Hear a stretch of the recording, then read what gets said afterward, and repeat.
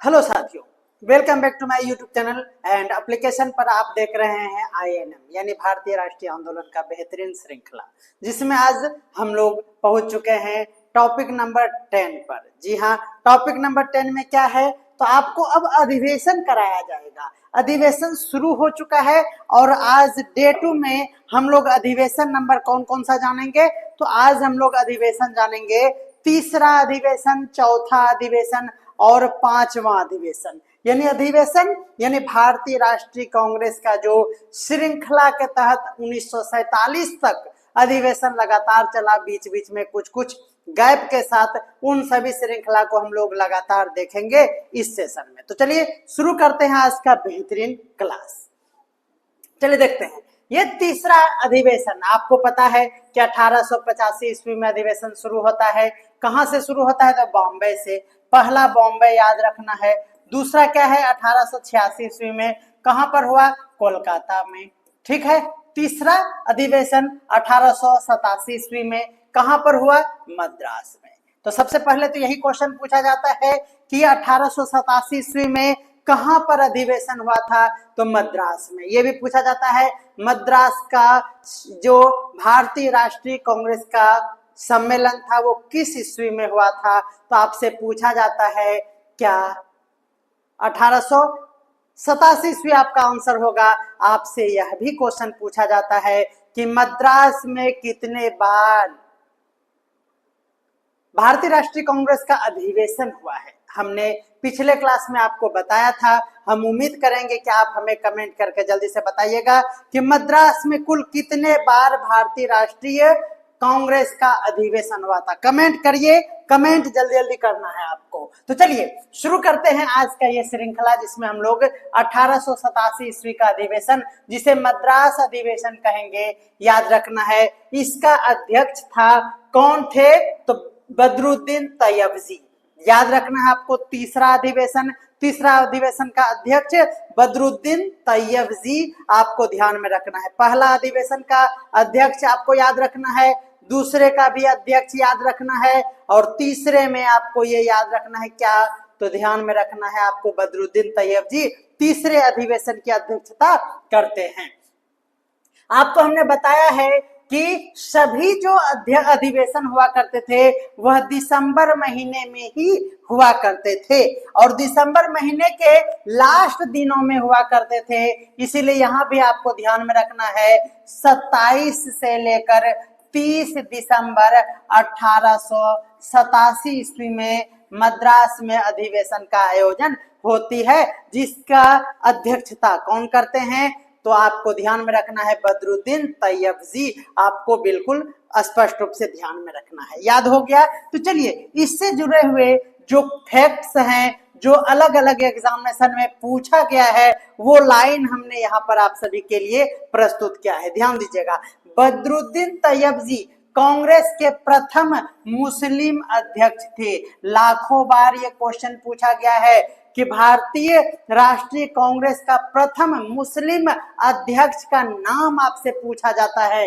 प्रथम मुस्लिम अध्यक्ष अगर बात करें तो बदरुद्दीन तैयबजी का नाम आपको भूलना नहीं है। आपको एग्जाम में इस तरह से भी पूछा जाता है। क्या पूछा जाता है तो प्रथम मुस्लिम राष्ट्रपति। ये भारत का राष्ट्रपति नहीं है। राष्ट्रपति ये वर्ड से संबोधित किया जाता था अध्यक्ष को, इसलिए ध्यान में रखना है प्रथम मुस्लिम राष्ट्रपति इस अधिवेशन में पूछा जाए तो भी यही अध्यक्ष के लिए ये राष्ट्रपति वर्ड का यूज करके एग्जाम में कई बार क्वेश्चंस पूछे गए हैं। इसीलिए आपको ध्यान में रखना है। आपसे पूछा जाए प्रथम मुस्लिम राष्ट्रपति किसमें, तो भारतीय राष्ट्रीय कांग्रेस में, तो आपको नाम याद रखना है बदरुद्दीन तैयबजी का।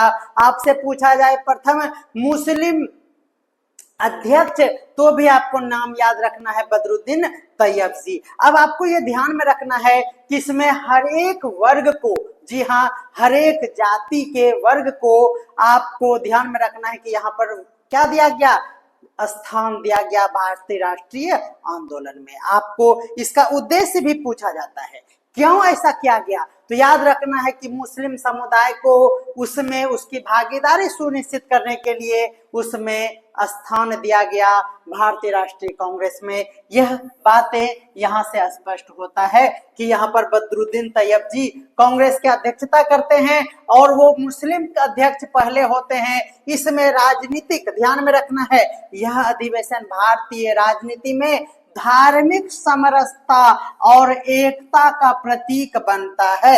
ध्यान में रखना है कि यहाँ पर धार्मिक समरसता क्यों कहा गया है? चूंकि यहाँ पर पहली बार अध्यक्षता करने के लिए दिया जाता है किनको?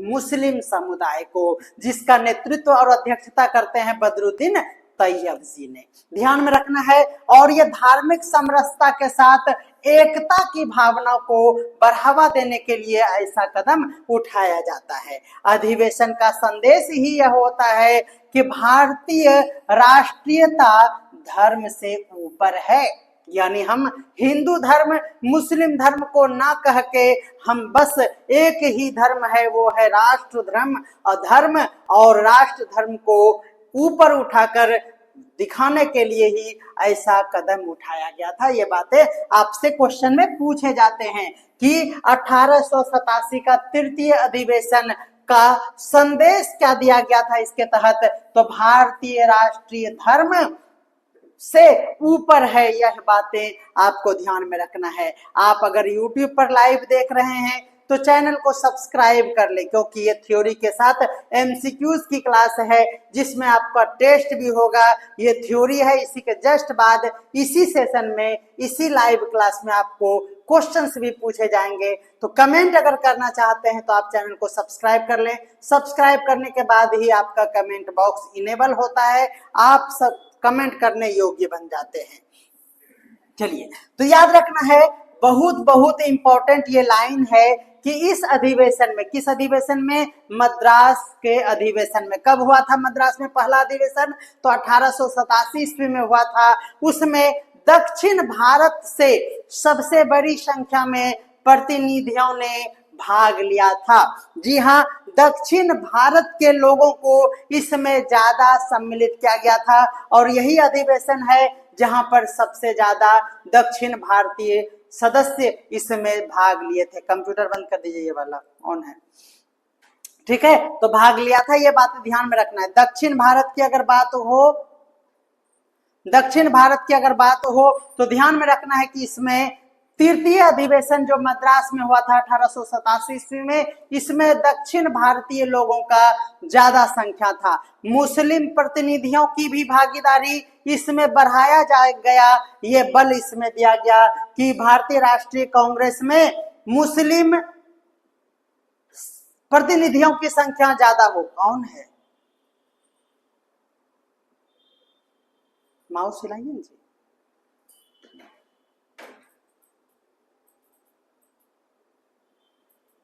बोलो को बोलो, चेक करो, उधर लाइट जल रहा है, स्विच बंद की, रुकिए, छोड़ दीजिए, क्यों डिस्टर्ब कर रहे हैं, जाइए अंदर। चलिए, ध्यान में रखना है, मुस्लिम प्रतिनिधियों की भागीदारी बढ़ाने पर इसमें बल दिया गया था। ध्यान में रखना है कि मुस्लिम प्रतिनिधि इसमें बढ़ चढ़ के भाग लिए थे। यह बातें आपको ध्यान में रखना है। भारतीयों की न्यायपालिका, ध्यान में रखना है, में भर्ती को बढ़ावा दिया गया था। ध्यान में रखना है कि भारतीयों की न्यायपालिका में भर्ती को इसमें बढ़ाने की मांग की गई थी। न्यायपालिका में भारतीयों की भूमिका सबसे ज्यादा होनी चाहिए, इसका डिमांड किया गया था। किसमें? यह बातें ध्यान में रखना है, मद्रास के भारतीय राष्ट्रीय कांग्रेस के अधिवेशन में। यह बातें आपको स्पष्ट रूप से ध्यान में रखना है। देखिए, ध्यान में ये रखना है हम लोगों को क्या, कि किस अधिवेशन में किस चीज की मांग की गई थी। यह बातें काफी महत्वपूर्ण है, क्योंकि आजकल हम लोग जो शॉर्ट नोट्स बनाकर पढ़ाई करते हैं उससे कुछ भी नहीं आता है। क्यों? क्योंकि वो लाइन जो हम छोड़ दिया करते हैं वही लाइन ऑप्शन बन के आता है। अगर आप बीपीएससी की तैयारी कर रहे हैं, आप यूपीएससी लेवल की तैयारी अगर कर रहे हैं, तो इसीलिए आपको ये एक एक लाइन जो हम बता रहे हैं स्टार लगाकर, उसे ध्यान में रखना होगा, ताकि आपका कोई भी क्वेश्चन ना छूटे। तो ध्यान में रखना है कि भारतीय राष्ट्रीय कांग्रेस एक मंच बनता है भारतीयों के लिए। अंग्रेजों ने जो सोचा था वो नहीं साबित हो पाता है। अंग्रेजों ने सोचा था कि हम इंडियंस को कठपुतली की तरह नचाएंगे, बस उसे लॉलीपॉप थमा देंगे, लेकिन ऐसा हुआ नहीं था। 1885 ईस्वी में जो भारतीय राष्ट्रीय कांग्रेस की स्थापना होती है, उसमें जो मंच प्रोवाइड करा जाता है भारतीयों को, वो अंग्रेजों के खिलाफ ही हो जाता है। और यहाँ पर हम लोग बढ़ चढ़ के बोलने का हमें एक मंच मिलता है, जहां पर भारतीयों के लिए न्यायपालिका में जो भर्ती होगा उसमें भारतीयों की संख्या को बढ़ाने का भी मांग हम लोग तृतीय अधिवेशन में कर देते हैं। तीसरा अधिवेशन जो हुआ था, तो आपको ध्यान में रखना है 607 प्रतिनिधि ने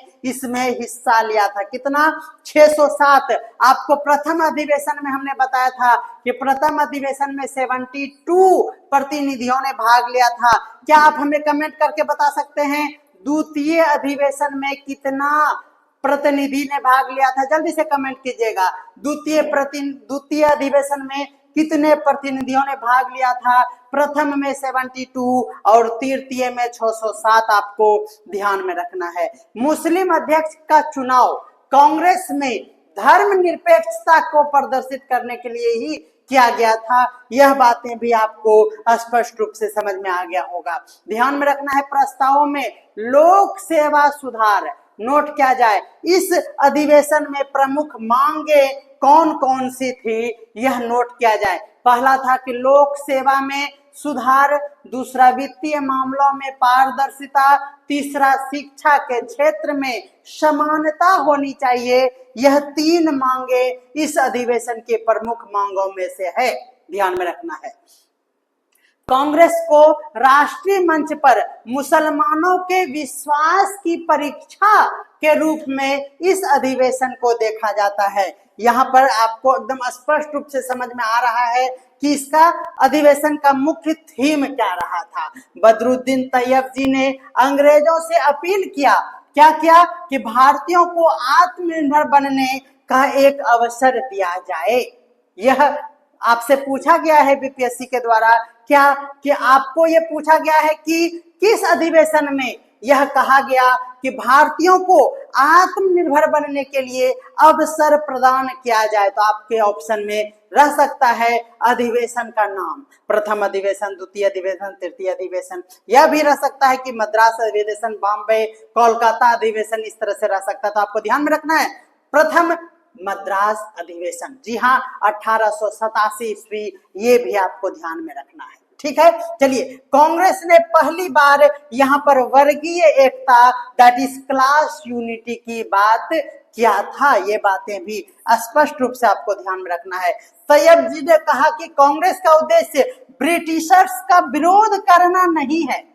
मैं ब्रिटिश का विरोध नहीं करता हूं, बल्कि एक न्याय संगत प्रतिनिधित्व चाहता हूं, और यह बातें आपको ध्यान में रखना है। तो उम्मीद करते हैं कि एक छोटा सा टॉपिक था, इसमें आज हम लोग 3 अधिवेशन को देखेंगे, जिसमें तीसरा अधिवेशन, चौथा अधिवेशन और 5वां अधिवेशन को स्पष्ट से समझेंगे, जिसमें पहला अधिवेशन का ये थ्योरी खत्म होता है। एक छोटा सा टॉपिक था। 1887 के कांग्रेस का अधिवेशन का स्थान आपसे पूछा जाए तो मद्रास हो जाएगा। पहला बॉम्बे था, दूसरा पढ़ चुके हैं, यह दूसरा कोलकाता था, और तीसरा ध्यान में रखना है मद्रास आपका बिल्कुल सही जवाब हो जाएगा। नोट कर लीजिएगा ये सब चीज।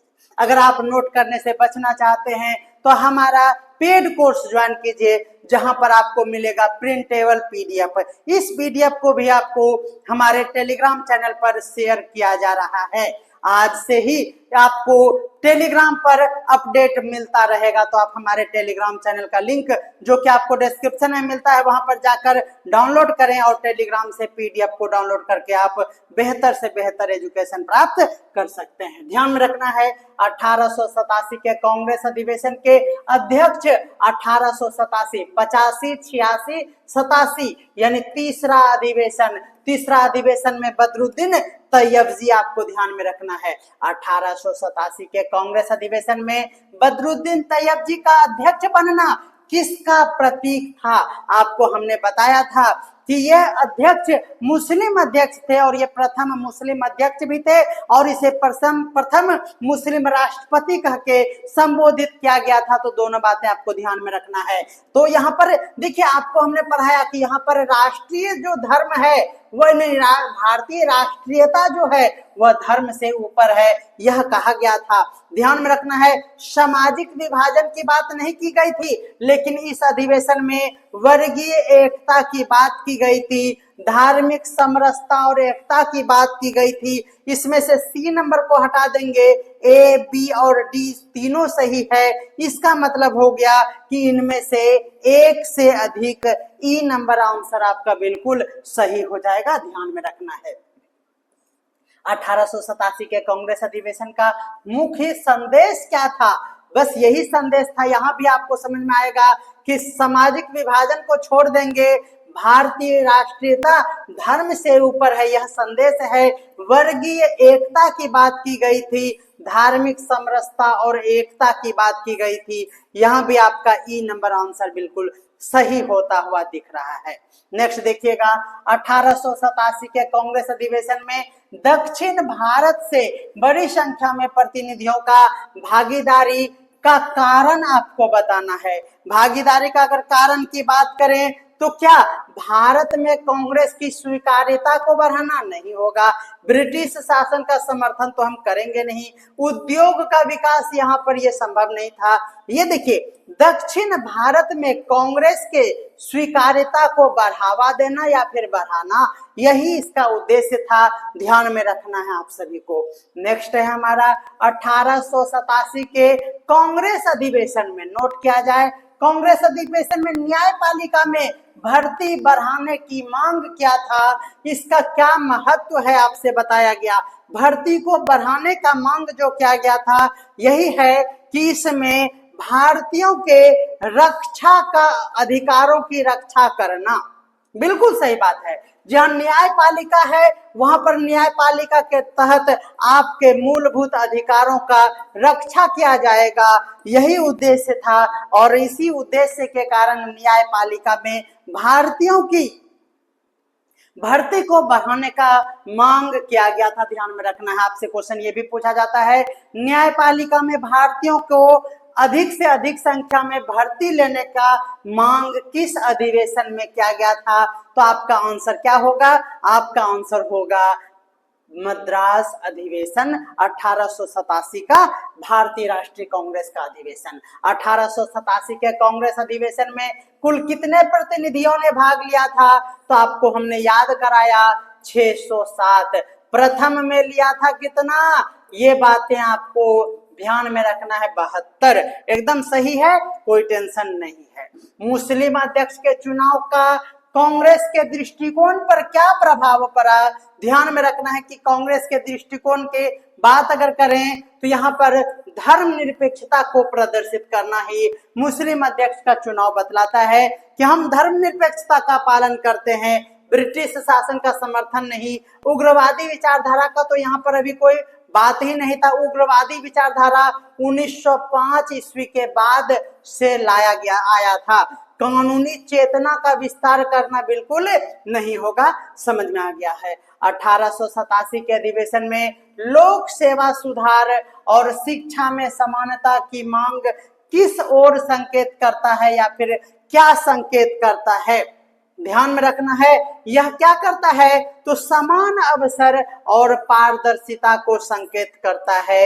यह बातें आपको ध्यान में रखना है। 1887 के कांग्रेस अधिवेशन को राष्ट्रीय मंच पर मुसलमानों के लिए विश्वास की परीक्षा के रूप में क्यों देखा जाता है? क्यों? क्योंकि कांग्रेस की धर्मनिरपेक्ष पहचान की पुष्टि करता है यह अधिवेशन। ये बातें आपको स्पष्ट रूप से ध्यान में रखना है।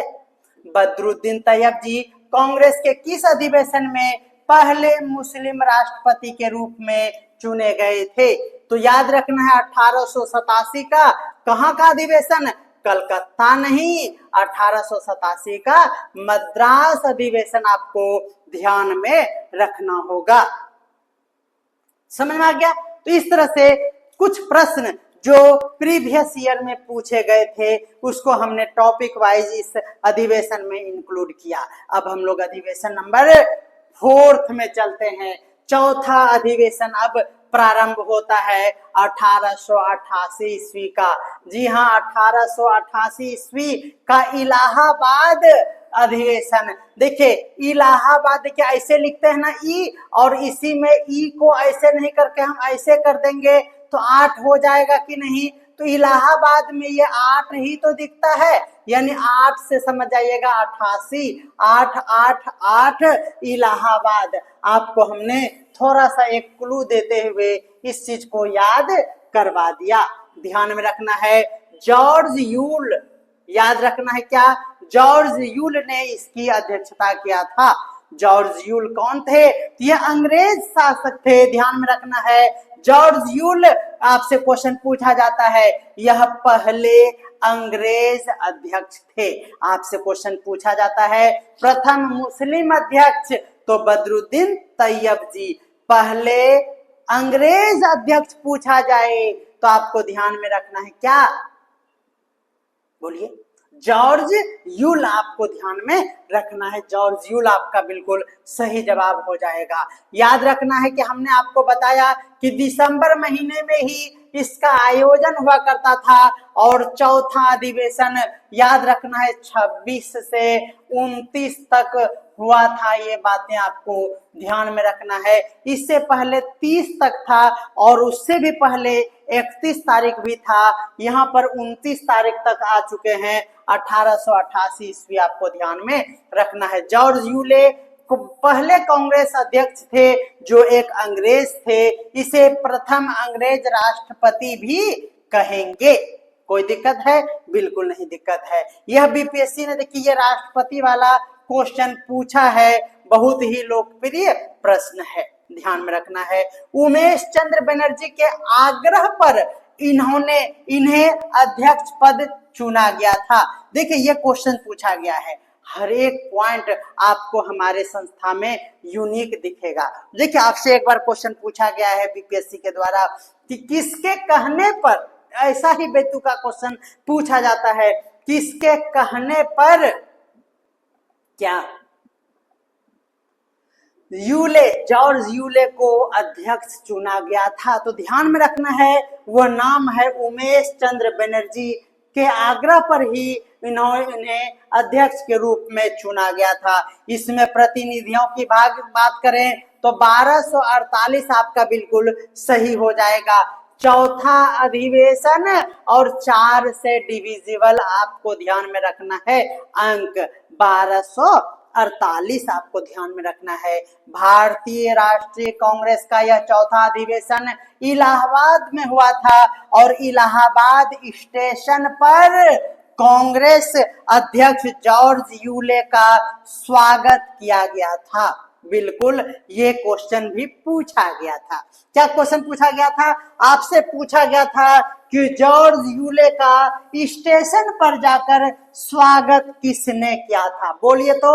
अब ये क्वेश्चन कुछ क्वेश्चन है क्या आप इसे कहीं पढ़े हैं? नहीं पढ़े होंगे। आप ध्यान में रखिएगा कि जॉर्ज यूले का जो स्वागत किया गया था इलाहाबाद रेलवे स्टेशन पर जाकर स्वागतकर्ता के रूप में पंडित अयोध्यानाथ और पंडित मदन मोहन मालवीय जी ने इसका स्वागत किया था। आप सोच लीजिए कितने सम्मान की बात है। ये महान शिक्षाविद और ये भी पंडित अयोध्यानाथ और पंडित मदन मोहन मालवीय जी ने जॉर्ज यूले का स्वागत किया था इलाहाबाद रेलवे स्टेशन पर। जॉर्ज यूले का कौन सा अधिवेशन? इलाहाबाद का भारतीय राष्ट्रीय कांग्रेस का अधिवेशन कब हुआ था? 1888 ईस्वी में। कैसे याद रखना है? ई को 8 बना दियो, 8 8 8 यानी 1888 आपको ध्यान में रखना होगा। उम्मीद करते हैं कि इस बात को भी आप अच्छे से समझ गए होंगे। अभी कहीं जाइएगा नहीं, क्योंकि हमने इसमें विशेष जानकारी इस तरह से प्रस्तुत किया है कि इस अधिवेशन में यह जताने का प्रयास किया गया था कि कांग्रेस केवल भारतीयों का ही नहीं बल्कि ब्रिटिशों का भी एक मंच बन सकती है। जी हाँ, यहाँ पर अंग्रेजों को इंट्रोड्यूस किया गया था अध्यक्ष के रूप में। तो यह किसका परिचायक है, यह पूछा जाता है। तो यह परिचायक है कि यह मंच जो है वह भारतीयों का नहीं, भारत के हिंदू मुस्लिम का नहीं, बल्कि हर एक वर्ग का है। वर्गीय बातें तीसरा अधिवेशन, और अंग्रेजों को भी यहाँ पर समान अधिकार और समान मंच प्रोवाइड कराया जाएगा। अंग्रेजों का भी ये है भारतीय राष्ट्रीय कांग्रेस का अधिवेशन। यह साबित करने के लिए यहाँ पर अंग्रेज अध्यक्ष बनाए गए, और प्रथम अंग्रेज अध्यक्ष कौन थे? George Yule. प्रथम अंग्रेज राष्ट्रपति भी पूछा जाए तो इसका मतलब होता है भारतीय राष्ट्रीय कांग्रेस का अध्यक्ष, याद रखना है। चलिए, तो ध्यान में रखना है कांग्रेस का उदार विचारधारा, जिसको मॉडरेट पॉलिटिक्स कहते हैं, इसका युग का यहाँ पर प्रदर्शन होता है। इससे पहले भी यह बातें स्पष्ट रूप से हमने बताया था। कांग्रेस द्वारा यहाँ पर भी न्यायिक सुधार, वित्तीय जवाबदेही और स्वशासन की मांग को दोहराई गई थी। यानी यहाँ पर इससे पहले भी इसकी मांग हो चुकी थी, यहाँ पर भी उसे दोहराया गया था। कांग्रेस ने अधिनियम 1858 में संशोधन की मांग कर दिया। रे बाबा, ये बहुत स्टार क्वेश्चन है, ध्यान में रखना है। 1857 के विद्रोह को देखते हुए 1858 में जो प्रशासनिक सुधार किए गए थे, उसके लिए 1858 का अधिनियम आया था। उसमें उन्होंने बदलाव की, उन्होंने मांग कर दिया संशोधन का मांग। किस अधिवेशन में? तो चौथे अधिवेशन में, ध्यान में रखना है, जिसमें भारतीयों को बेहतर प्रशासनिक भागीदारी मिले, इसका डिमांड कर दिया। समझा गया? क्योंकि 1857 में सेना रहते हुए मंगल पांडे साहब ने विद्रोह कर दिया था, इसीलिए भारतीयों के भर्ती को सीमित कर दिया गया था, और इसी में सुधार करने का भी मांग इस अधिवेशन में किया गया था। जॉर्ज यूल के नेतृत्व में यह संदेश गया कि कांग्रेस संविधान सम्मत सुधार का पक्षधर है। यह बातें, यह संदेश ब्रिटेन की महारानी तक पहुंचाया गया। कुछ समाचार पत्रों ने इस अधिवेशन को ब्रिटिश तुष्टीकरण की नीति बताया था। बिल्कुल सही बात है। कांग्रेस को अब संगठित विपक्ष के रूप में नहीं, बल्कि एक सुधारवादी सुझाव के मंच के रूप में देखा जाने लगा। किस अधिवेशन के बाद? तो चौथे अधिवेशन। कहाँ हुआ था? मद्रास में। किसकी नेतृत्व में? याद रखना है, अध्यक्ष थे जॉर्ज यूले। ये प्रथम कांग्रेस के अंग्रेज अध्यक्ष थे। तो उम्मीद करते हैं कि इस सेशन में यह भी आप स्पष्ट रूप से समझ चुके होंगे। अब आता है इसका टेस्ट। चलिए, 88 के कांग्रेस अधिवेशन का स्थान बताइए। 88 से इलाहाबाद नोट कर लीजिए, बिल्कुल आपको कोई कंफ्यूजन नहीं होगा। 88 के कांग्रेस अधिवेशन का अध्यक्ष जॉर्ज यूले। जॉर्ज यूले का कांग्रेस अध्यक्ष बनना किसका प्रतीक था? तो कांग्रेस में ब्रिटिश भागीदारी का प्रतीक था। बिल्कुल सही जवाब हो जाएगा। जॉर्ज यूले को अध्यक्ष के पद के लिए किसने आग्रह किया था? तो यही है हमारा कौन? तो उमेश चंद्र बनर्जी साहब ने ही सिफारिश किया कि जॉर्ज यूले को अध्यक्ष बना दिया जाए। 1888 के कांग्रेस अधिवेशन में कुल कितने प्रतिनिधित्व थे? 88 यानी 8 का क्या ये है? 8, 1248 ईस्वी आपको ध्यान में, और ईस्वी नहीं, प्रतिनिधि याद रखना है आप सभी को। इलाहाबाद स्टेशन पर जॉर्ज यूल का स्वागत किसने किया था? ध्यान में रखना है, अयोध्या नाथ के साथ साथ मदन मोहन मालवीय जी। आपका बिल्कुल सही जवाब हो जाएगा। 1888 के कांग्रेस अधिवेशन में किस राजनीतिक विचारधारा को प्रदर्शित किया गया? तो कौन सी विचारधारा था? ध्यान में रखना है, वो विचारधारा था उदारवाद विचारधारा। ये शुरू से ही चलता रहा था, ध्यान में रखना है। अगला क्वेश्चन है हमारा, कांग्रेस ने 1858 के अधिनियम में संशोधन की मांग क्यों कर दिया? आपसे क्वेश्चन ये भी पूछा जा सकता है, किस अधिवेशन में किया? तो अधिवेशन ध्यान में रखना है 1888 का मद्रास अधिवेशन।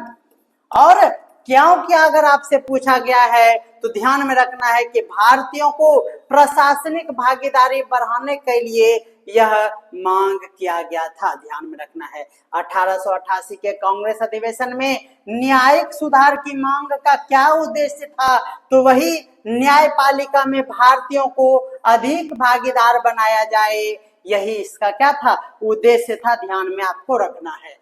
कांग्रेस के इस अधिवेशन को कुछ समाचार पत्रों ने क्या कहा था, किस रूप में देखा था? हमने आपको बताया ब्रिटिश तुष्टीकरण की राजनीति। जी हाँ, ब्रिटिश तुष्टीकरण की नीति के रूप में देखा गया था, ध्यान में रखना है।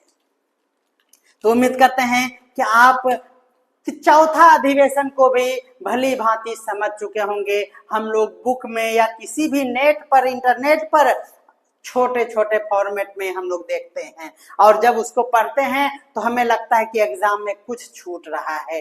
यहाँ पर आप हमारे इस सेशन को अगर अच्छे से देखेंगे, चूंकि आज 10वां सेशन है, आप इससे पहले पूरे 9 सेशन को मिस कर दिए हैं या फिर नहीं देखे हैं शुरुआत से, तो हमारे पार्ट 1, पार्ट 2, पार्ट 3 को लगातार 9वां तक देखने के बाद ही इस सेशन को जब ज्वाइन करेंगे तो आपको हर एक दास्ता एकदम मिरर की तरह आपको एकदम स्पष्ट दिखाई देगा। मजा आ जाएगा भारतीय राष्ट्रीय आंदोलन को अध्ययन करने में, बिल्कुल। चलिए अब हम लोग शुरू करते हैं 1889 का वो अधिवेशन जो पुनः बॉम्बे में हुआ था। तो ध्यान में रखना है कि पहला अधिवेशन बॉम्बे में, ठीक है, फिर 5वां अधिवेशन बॉम्बे में, ध्यान में रखना है। सर विलियम वेडरवर्न इसके अध्यक्ष थे, ध्यान में रखना है। सर विलियम वेडरवर्न किसका अध्यक्षता करते हैं? तो बॉम्बे का दूसरी बार बॉम्बे में अधिवेशन हो रहा है 1889 ईस्वी में। किसके अध्यक्षता में? तो सर विलियम वेडरवर्न आपको ध्यान में रखना है। और यह डेट भी आपको ध्यान में रखना है, 26 से 28 दिसंबर ही महीना रहेगा 1889 ईस्वी आपका बिल्कुल सही जवाब होगा। याद रखने वाला ये बात आता है समझ में।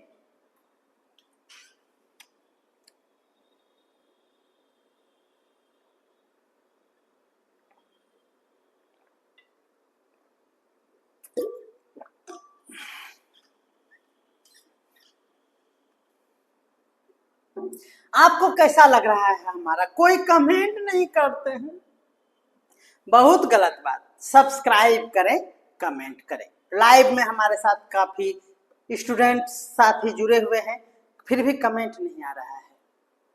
कहीं आप भारतीय राष्ट्रीय आंदोलन के इस इमोशन वाले कक्षा में कहीं खो तो नहीं गए हैं?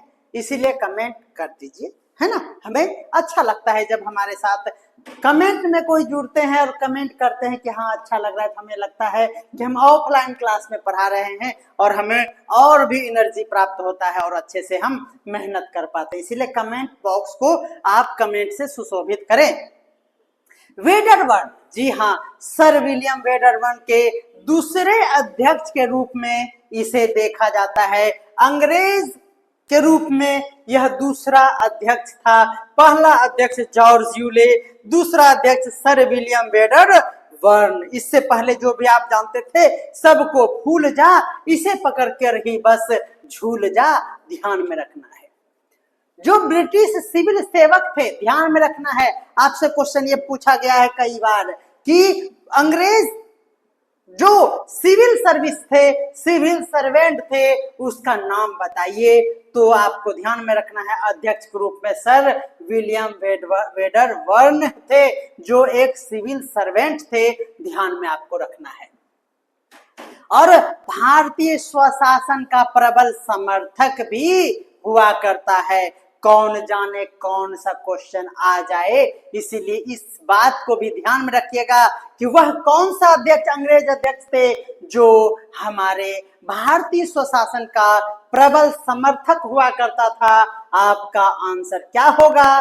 तो सर विलियम वेडरबर्न आपका बिल्कुल सही जवाब हो जाएगा। Wedderburn A.O.. ह्यूम के निकट सहयोगी माना जाता था। अधिवेशन में भारतीयों के संवैधानिक अधिकारों को विस्तार देने की मांग इस अधिवेशन में किया गया था। नोट कर लीजिए, अधिवेशन में 21 वर्षीय मताधिकार, वाह वाह वाह वाह, एकदम स्टार क्वेश्चन, लाखों बार पूछा गया है पिछले कई एग्जाम में। अधिवेशन वह कौन सा था जिसमें 21 वर्षीय मताधिकार यानी 21 वर्ष की आयु प्राप्त करने वाले व्यक्ति को मत देने का अधिकार हो जाए, इसका भी इस अधिवेशन में मांग किया गया था। यह बातें आपको ध्यान में रखना है। कौन सा अधिवेशन? 5वां अधिवेशन, बॉम्बे अधिवेशन, बिल्कुल समझ में आ रहा होगा। सिविल सेवा परीक्षा को भारत में आयोजित करने का मांग फिर से दोहराया गया था, ध्यान में रखना है।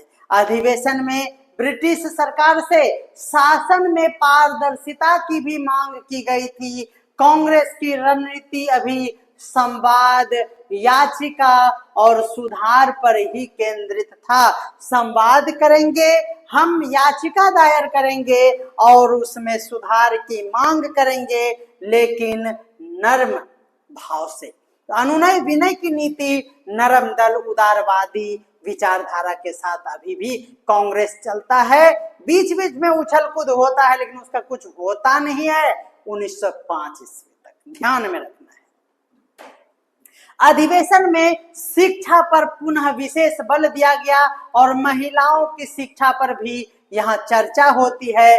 किसानों और मजदूरों की समस्या को धीरे धीरे मंच पर लाना प्रारंभ किया जाता है। इससे पहले किसानों के बारे में किसी भी अधिवेशन में चर्चाएं नहीं की गई थी। 5वां अधिवेशन बॉम्बे का अधिवेशन था, जहां पर किसानों के हक की बात प्रथम बार की गई थी। हिंदू मुस्लिम एकता के बात को समर्थन देते हुए राष्ट्रीय एकता पर भी जोर दिया गया। वेडरबर्न ने यह कहा कि भारत के लिए स्वशासन ब्रिटेन के लिए गौरव का विषय है। आपसे क्वेश्चन पूछा जाता है, भारत में स्वशासन ब्रिटेन के गौरव का विषय है, यह किसने कहा था? तो सर विलियम वेडरबर्न का आपको ऑप्शन चूज करना पड़ेगा। इस अधिवेशन ने कांग्रेस को ब्रिटिश सरकार के सामने जिम्मेदार और शांति प्रिय संगठन के रूप में प्रस्तुत किया था। प्रेस की स्वतंत्रता और अभिव्यक्ति के आधार पर भी, यहाँ अधिकार पर भी चर्चा हुआ।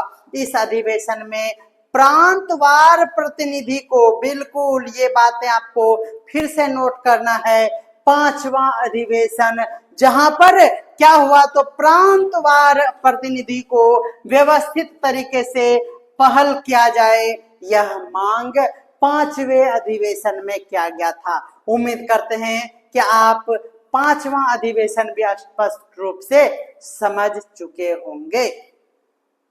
अगर आप समझ गए हैं तो चलिए एमसीक्यू सेशन में भी आप बढ़ चढ़कर हिस्सा लेंगे। हर एक क्वेश्चन का जवाब कमेंट बॉक्स में देंगे, ध्यान देना है।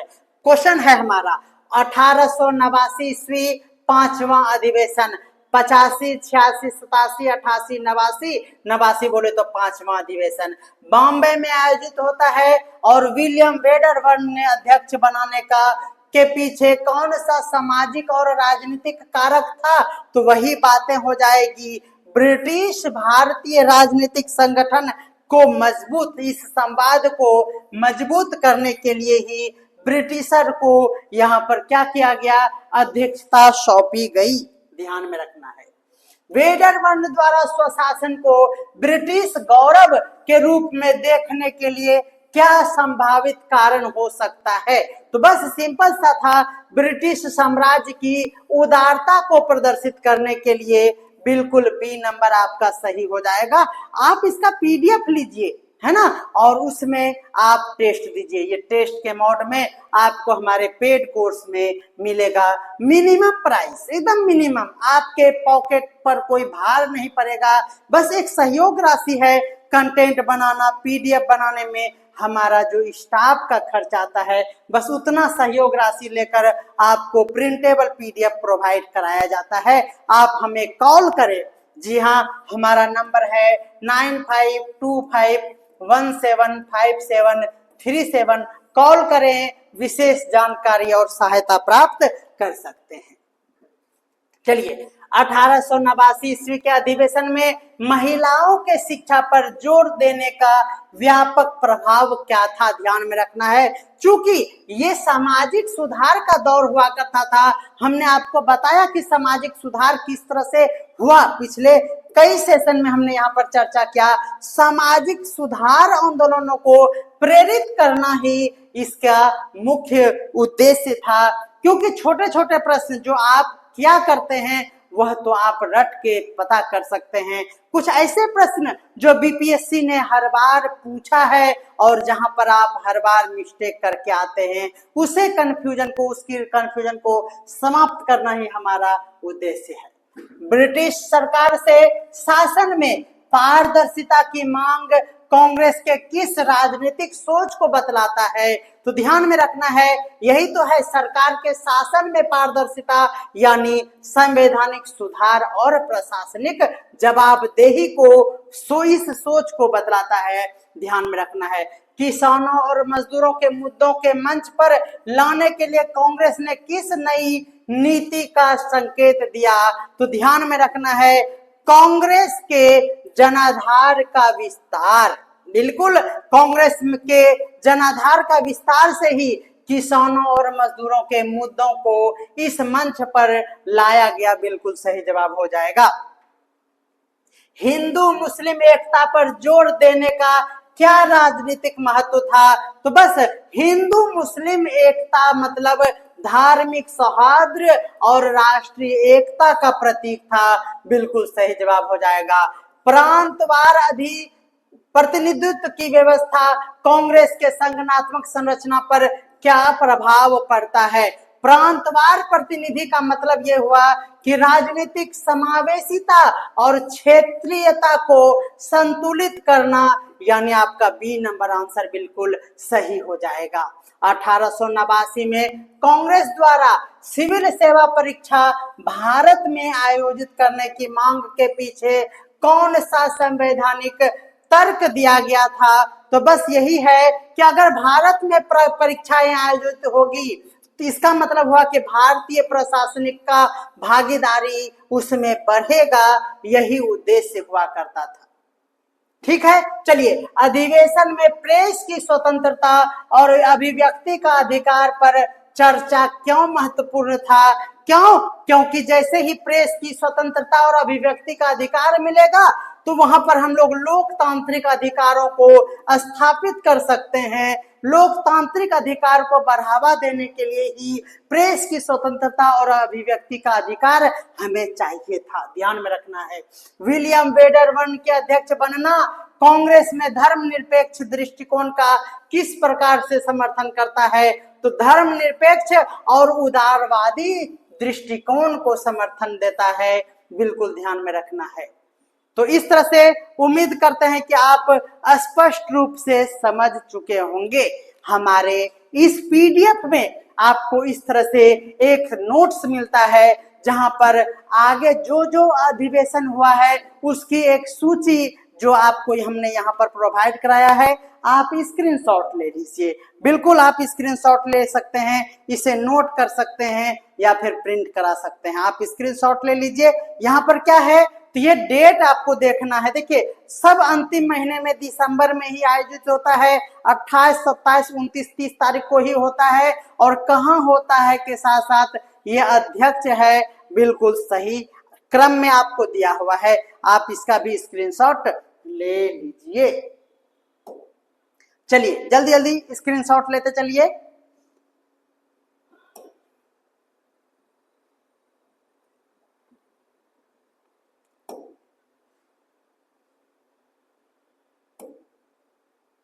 चलिए यहां पर आपको कुछ इसी से एमसीक्यूज है। देखिए यहां पर एमसीक्यूज में लिखा हुआ है भारतीय राष्ट्रीय कांग्रेस का प्रथम अधिवेशन में कितने प्रतिनिधियों ने भाग लिया?